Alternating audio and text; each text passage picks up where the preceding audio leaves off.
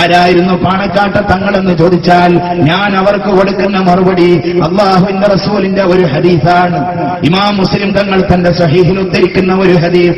പാണക്കാട്ട തങ്ങളെ മുന്നിൽ കണ്ടിട്ടായിരിക്കുമോ അല്ലാഹുവിന്റെ റസൂൽ അങ്ങനെ പറഞ്ഞു പോയത് എന്ന് വരെ തോന്നിപ്പോവും. മാനഖസത് സദഖത്തും മിമ്മാൽ വമാ സാദല്ലാഹു അബ്ദൻ ബിഅഫ്വിൻ ഇല്ലാ ഇസ്സാ വമാ തവാദഅ അഹദുൻ ലില്ലാഹി ഇല്ലാ റഫഅഹുല്ലാഹ്.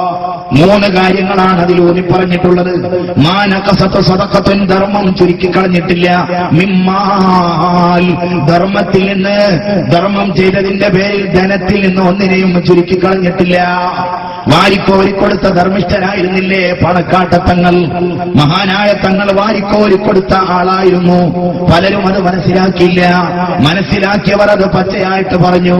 നിങ്ങൾ കേട്ട് കാണുമല്ലോ, JDT-യുടെ സെക്രട്ടറി ആയിരുന്ന ഹസനാജി പറഞ്ഞ കഥ. തൃശൂരിലെ ജ്വല്ലറി ഉദ്ഘാടനവും കഴിഞ്ഞ് തിരിച്ചു പോരുമ്പോ കാറിന്റെ പിൻസീറ്റിൽ ഇരുന്നിട്ട് ഹസനാജി തലക്ക് കൈകൊടുത്തിട്ട് ആലോചിച്ചു. ഓരോ ദിവസവും വലിയ വലിയ ഷോപ്പിംഗ് മാളുകളും വലിയ വലിയ സ്വർണ്ണക്കടകളും ഒക്കെ ഉദ്ഘാടനം ചെയ്യുന്ന ഇവന്മാർക്ക് കിട്ടുന്ന കൈമടക്കുകൾ ഏത് ഖജനാവിലായിരിക്കും പാണക്കാട്ടുകാർ സൂക്ഷിക്കുന്നത്? ഹസനാജി അങ്ങനെ തെറ്റിദ്ധരിച്ചാൽ അത്ഭുതപ്പെടാനില്ല.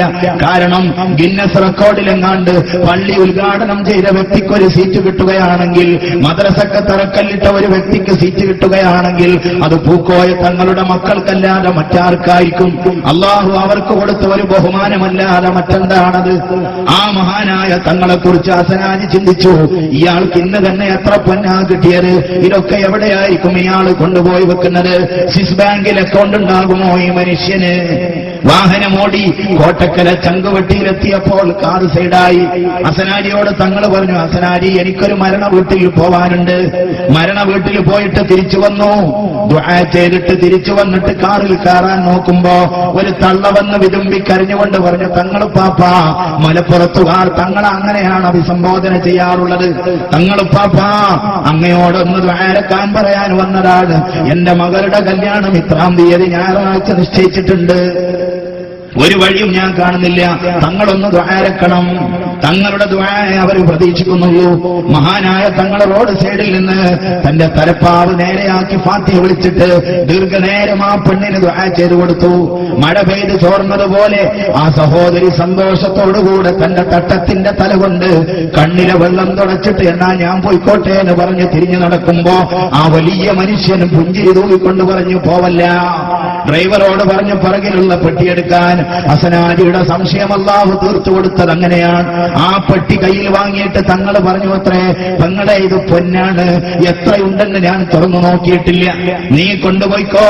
വല്ല പോരായ്മയും വന്നാൽ ചൊവ്വാഴ്ച പാണക്കാട്ടേക്ക് വാ, നമുക്ക് വല്ല പരിഹാരവും കാണാം. ഹസനാജി പറയുന്നു, 20 പവനുണ്ടായിരുന്നു അതിൽ, ഞാനാണ് അതെടുത്തു വെച്ചത്. 20 പവനുണ്ടായിരുന്നു, എത്രയുണ്ടെന്ന് പോലും നോക്കാതെ വാരിക്കൊടുത്ത ധർമ്മിഷ്ഠൻ അതാണ് പാണക്കാട്ട തങ്ങൾ. അല്ലാഹുവിന്റെ റസൂല് രണ്ടാമത് പറയുന്നു, വമാ സാദല്ലാഹു അബ്ദൻ, ഒരടിമക്കും അല്ലാഹു വർദ്ധിപ്പിച്ചിട്ടില്ല.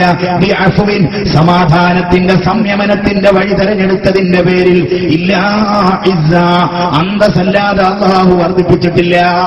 പലരും പറഞ്ഞു, പാണക്കാട്ടുകാർ ഈ സമുദായത്തെ കൊണ്ടുപോയി വിറ്റിട്ടേ അടങ്ങുവെന്ന്. ബദർ കണ്ടില്ല മക്കളെ, ഉഹദ് കണ്ടില്ല മക്കളെ എന്നൊക്കെ പറഞ്ഞിട്ട് ഈ പാവപ്പെട്ട സമുദായത്തിന്റെ ചെറുപ്പക്കാർക്ക് ഭീകരതയുടെ തീവ്രതയുടെ ഇഞ്ചക്ഷൻ അടിച്ചു കൊടുത്ത പലരും ഇന്നും പല ജയിലുകളിലും മുസ്ലിം ചെറുപ്പക്കാർ അടികളെണ്ണുമ്പോ അതിന്റെ പിറകിൽ ചുക്കാൻ പിടിച്ച ചില കക്ഷികളുണ്ടല്ലോ, അവർ റബ്ബിന്റെ മുന്നിൽ കൈകെട്ടി മറുപടി പറയേണ്ടി വരുമല്ലോ. ബദറിന്റെയും മുഹദിന്റെയും കഥ അനാവശ്യമായിട്ട് ആവശ്യമില്ലാത്ത സന്ദർഭങ്ങളിൽ എടുത്തു പറഞ്ഞിട്ട് തീവ്രത കുത്തിവെച്ചു കൊടുത്ത ആളുകൾ, പാണക്കാട്ടുകാർക്ക് ശൂരിതം പോരെന്ന് പറഞ്ഞവർ ജയിലുകളിൽ നിന്ന് ജയിലുകളിലേക്ക് മാറിപ്പാർക്കുമ്പോ പാണക്കാട്ട തങ്ങളോ രാഷ്ട്രീയ മതചിന്തകൾക്കപ്പുറം സർവ്വ മനുഷ്യന്മാരുടെയും മനസ്സ് കൈയടക്കിയത് ആ ഒരൊറ്റ എളിമയുടെ ആ ഒരു സംയമനത്തിന്റെ വാക്കുകൊണ്ടാകുന്നു. അള്ളാഹുവിന്റെ ഹബീബ് പറയുന്ന, ആരും വിനയത്തിന്റെ സമാധാനത്തിന്റെ വഴി പറഞ്ഞിട്ടില്ല. ഇല്ലാ റഫഅഹുല്ലാഹ്, അള്ളാഹ് അവരെ ഉയർത്തിയിട്ടല്ലാതെ. നിസ്കാര പള്ളിയുടെ തൊട്ടടുത്ത് ഒരു ഹൈന്ദവ സഹോദരന്റെ വീട്. അവന്റെ പറമ്പിൽ നിന്ന് ചാഞ്ഞ തെങ്ങിൽ നിന്ന് നിരന്തരം തേങ്ങ വീണിട്ട് പള്ളിയുടെ ഓട് പൊട്ടിപ്പോവുക. കമ്മിറ്റി യോഗം ചേർന്നിട്ട് തെങ്ങ് മുറിക്കാൻ തീരുമാനിച്ചു. അയാൾ പറഞ്ഞു, എന്റെ തെങ്ങ് മുറിക്കാൻ എനിക്ക് വിഷമമുണ്ട്, എന്റെ അത് മുറിച്ചാലെന്ന് ചോദിച്ചിട്ടൊരു വിഭാഗം, അത് മുറിക്കാൻ പറയാൻ നിങ്ങൾ ആരെന്ന് ചോദിച്ചിട്ട് വേറൊരു വിഭാഗം. കമ്മ്യൂണലായ വിഷയമായിട്ട് മാറുമോ, വർഗീയ ലഹളയാകുമോ എന്ന് ഭയം വന്നപ്പോ ഏതൊക്കെയോ ചില സുമനസ്സുകൾ പറഞ്ഞു, നമുക്കൊരു മധ്യസ്ഥനെ കാണാം.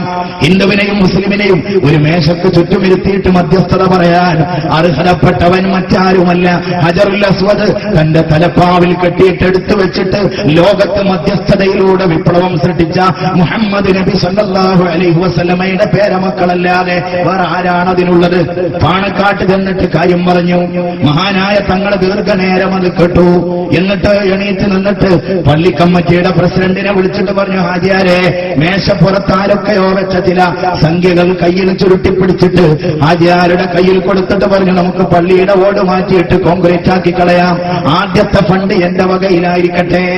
ഹിന്ദു സഹോദരനെ അരികിൽ വിളിച്ചിട്ട് അവന്റെ തോളത്ത് സ്നേഹത്തോടെ തട്ടിയിട്ട് പാണക്കാട്ട തങ്ങൾ പറഞ്ഞു, മോനെ, നീ നിന്റെ തെങ്ങ് മുറിക്കൊന്നും വേണ്ട, അതവിടെ നിന്നോട്ടെ. അവന്റെ പോക്കറ്റിലും ഒരു കൈമടക്ക് കൊടുത്തു.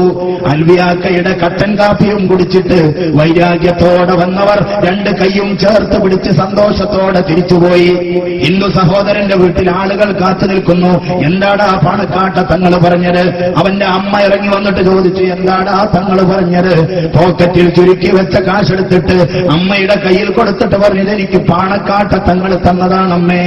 അമ്മേ, തങ്ങൾ പറഞ്ഞത് തെങ്ങ് മുറിക്കണ്ടെന്നാണ്.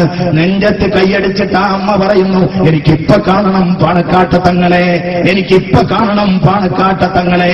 അതേ വണ്ടിയിൽ ആ വല്യമ്മ പാണക്കാട്ട കൊടപ്പനക്കല വസതിയുടെ മുന്നിൽ വന്നിട്ട് തങ്ങളോട് ഭവ്യതയോടെ പറയുന്നു, പ്രിയപ്പെട്ട തങ്ങൾ പാപ്പ, എന്റെ മോൻ പറഞ്ഞത് തെറ്റായി പോയെങ്കിൽ ഈ വിറക്കുന്ന കൈകൊണ്ട് ഞാൻ മുറിച്ചോളാം ആ തെങ്ങ്, നിങ്ങൾ എന്നോട് പൊറുക്കണേ എന്ന് പറഞ്ഞ